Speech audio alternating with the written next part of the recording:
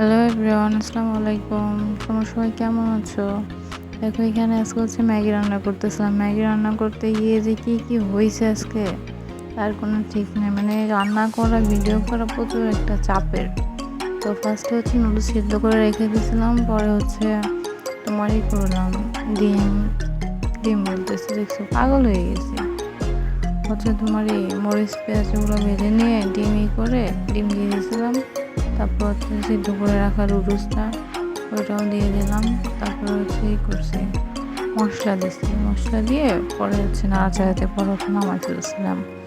তো বলে কি, এটা হচ্ছে আমার নতুন আইডি, তো ঠিক আছে তোমরা একটু সবাই একটু ফলো দিয়ে একটু পাশে থাকবা, ঠিক আছে? যদি পাশে থাকো তাহলে মনে করে একটু ভালো হইতো। হ্যাঁ, তোমরা একটু সবাই ফলো দিয়ে পাশে থাকবা।